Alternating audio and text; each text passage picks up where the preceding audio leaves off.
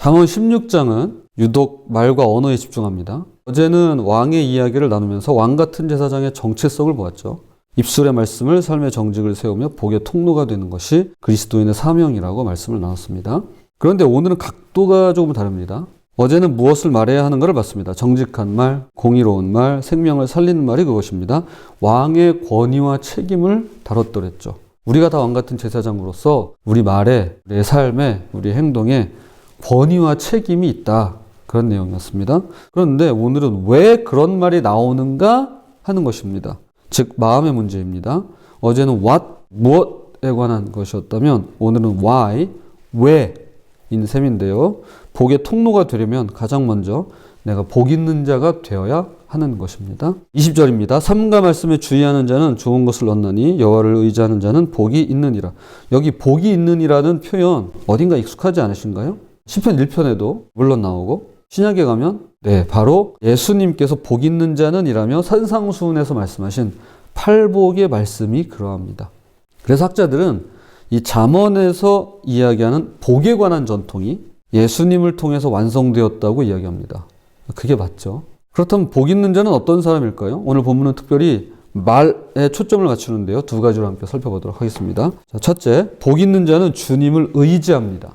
19절입니다. 겸손한 자와 함께하여 마음을 낮추는 것이 교만한 자와 함께하여 탈취물을 나누는 것보다 나으니라. 겸손한 자와 교만한 자의 대조가 나옵니다. 교만한 자와 함께하여 탈취물을 나누는 것은 당장의 어떤 이득처럼 보이게 만듭니다. 바로 이익이 보이죠. 돈도 벌고 성공도 하고 인맥도 쌓고 말이죠. 그런데 성경은 겸손한 자와 함께하는 것이 낫다라고 말씀합니다. 당장의 이득보다는 이게 더 낫다라는 거죠. 왜냐하면 20절 여호와를 의지하는 자가 복되기 때문입니다. 주님을 의지하는 것 이것이 복의 시작인데요. 그럼 복의 통로가 되기 위해서 먼저 내가 복을 받아야 되는데 그럼 그 복은 어디서 오는 걸까요? 바로 겸손하게 주님을 의지하는 데서 옵니다. 요즘 많은 분들이 파이어족을 꿈꿉니다. 빨리 돈 벌어서 일찍 은퇴하자는 것이죠. 그런데 실제로 조기 은퇴한 분들의 통계를 보면 많은 이들이 우울증, 무기력, 관계단절로 힘들어합니다. 왜일까요? 돈이 많고 시간이 많은 것이 진짜 복이 아니기 때문입니다. 우리는 돈 많고 시간 많으면 복이라고 생각합니다. 저는 그게 복이라고 생각합니다. 만 하나님과의 관계 없이는 아무리 뭐가 많고 넉넉해도 진짜 복이 될 수 없습니다. 복을 흉내낼 수는 있겠죠. 그래서 우리에게 많은 것들을 줄 겁니다. 그러나 진짜 복이 될 수는 없습니다. 20절 삼가 말씀에 주의하는 자는 좋은 것을 얻나니 여기서 주의한다는 것은 단순히 듣는 게 아닙니다. 순종하고 따르고 적용하는 것입니다. 그러므로 주님을 의지한다는 것은 추상적인 개념이 아니라 구체적인 말씀에 순종하는 것을 의미합니다. 내 계획이 아무리 그럴듯해도 말씀과 다르면 말씀을 따르는 것이 말씀에 주의하는 것이고 주님을 의지하는 것입니다. 이것이 복 있는 자의 첫 번째 특징입니다. 내 생각, 내 의지, 내 뜻 이것이 말씀과 다르면 말씀을 따르는 것이 말씀을 주의하고 주님을 의지하는 것이 되는 것입니다. 말씀에 주의하고 주님을 의지하는 우리가 되었으면 좋겠습니다. 둘째로 복 있는 자의 말은 생명을 줍니다. 이어서 주님을 의지하는 삶에 일어나는 변화가 있는데요. 오늘 잠언은 그 말이 어디서 나오는가에 주목합니다. 바로 마음입니다. 21절 23절 마음이 지혜로운 자는 명철하다 일컬음을 받고 입이 선한 자는 남의 학식을 더하게 하느니라. 지혜로운 자의 마음은 그의 입을 슬기롭게 하고 또 그의 입술에 지식을 더하느니라. 자, 두 구절 모두 마음이 지혜로운 자를 이야기하고 그 지혜의 출발점을 마음에 두고 있습니다. 마태복음 12장에서 예수님은 마음에 가득한 것을 입으로 말함이라고 하셨습니다. 즉 우리의 말은 우리의 마음 상태를 나타내는 온도계가 됩니다. 소셜미디어나 특히 댓글을 보면 금방 알 수 있죠. 그 사람의 마음 상태가 그대로 드러나는데요. 불평, 원망, 비난으로 가득한 사람이 있는 반면에 감사, 격려, 축복으로 가득한 사람이 있습니다. 차이는 마음에 있습니다. 그런데 저에게는 21절과 23절 후반부가 무척 흥미로웠습니다. 보세요. 입이 선한 자는 남의 학식을 더하게 하느니라. 그의 입술에 지식을 더하느니라. 이런 거죠. 상대방과 나 자신에게 모두 더하기가 된다는 겁니다. 윈윈 하는 거예요. 여러 영어 성경들이 이 부분을 다양하게 번역하는데 특히 Amplified 성경이라고 해서 확대 번역 성경이 있습니다. 읽어드리겠습니다. 달콤한 말은 말하는 사람과 듣는 사람 모두에게 설득력과 배움을 더한다 라고 표현하고 있습니다. 말하는 사람, 듣는 사람 모두에게 설득력과 배움을 더한다. 서로 자라나게 하는 거죠. 즉 지혜로운 사람의 말은 교학상장, 가르치는 사람과 배우는 사람 모두를 자라게 한다는 것입니다. 교학상장. 네, 정말 중요한 것 같아요. 내가 누군가하고 대화를 한다. 내가 누군가하고 이야기를 하는데 내가 자라나느냐 그렇지 않느냐, 되게 중요한 어떤 바로미터, 어떤 척도가 될 수 있을 것 같습니다. 그게 마음에서 나오는 지혜로운 말이다 라고 볼 수 있는 것이죠.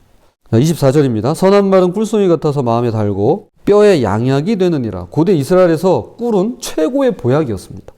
요나단이 전투 중에 꿀을 먹고 기력을 회복했더랬죠. 선한 말도 그러합니다. 듣는 이의 영혼을 회복시키고 뼈에 양약이 됩니다. 이미 잠언 14장에서 시기가 뼈를 썩게 한다고 나누면서 뼈가 그 당시에 되게 중요한 우리 몸의 구조잖아요. 우리 몸의 틀이잖아요. 우리 몸을 지탱하고 있는. 그래서 몸, 마음, 영혼을 모두 포함한다고. 보이지 않는 가장 중요한 부분이 이게. 그래서 전인격을 포함한다고 말씀드렸는데요. 선한 말은 사람을 전인격적으로 회복시키고 생명을 주는 것입니다. 오늘을 사는 자만 7월 12일절 인용하겠습니다. 바벨탑을 쌓은 무리는 자기 이름을 내려는 일념하에 말이 심히 부패한 나머지 결국 사회가 붕괴됐다. 바벨탑의 저주는 오순절날 전복됐다. 사람들의 마음이 예수님의 아름다움과 그 구원하신 일로 충만해지자 듣는 사람이 모두 그들의 말에 설득됐다. 마치 예수님이 친히 말씀하시는 것처럼 불필요하고 거짓되고 부적절하고 악하고 부도덕한 말은 전혀 없었다. 언어 생활의 수준은 하나님과의 동행 그리고 기도 생활과 더불어 발전한다. 교만한 마음은 부패한 말을 낳고요. 부패한 말은 관계를 무너뜨립니다. 바벨탑이 꼭 그랬습니다. 자신의 이름을 내려놓은 교만이 말을 부패시켰고 결국 사회 전체를 붕괴시켰습니다. 저는 그런 맥락에 있어서 오늘 대한민국 사회 그리고 전 세계에서 이렇게 조장되고 있는 혐오, 경멸, 또 서로 갈등을 유발시키고 갈라치기라고 하잖아요. 그래서 뭐 젠더 갈등이라든가 또는 뭐 남녀 갈등이라든가 또 세대 갈등이라든가 이런 식으로 조장하는 것들, 그것이 바벨탑 사회와 유사한 부분이 많다. 자기 이름을 내고 하잖아요. 말들을. 익명으로 하는 글들도 물론 맞습니다만 자기 이름을 내고 하는 소셜미디어의 글들이 차고 넘치잖아요.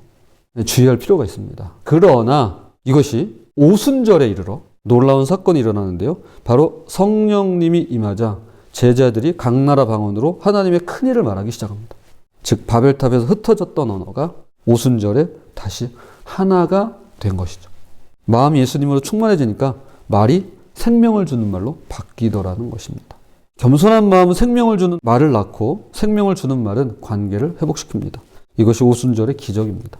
우리의 말이 다툼과 혐오, 반목과 분열을 일으키는 바벨탑의 언어가 아니라 서로 성령 안에서 하나를 이루며 치유하고 생명력이 넘치는 오순절의 언어가 되었으면 좋겠습니다.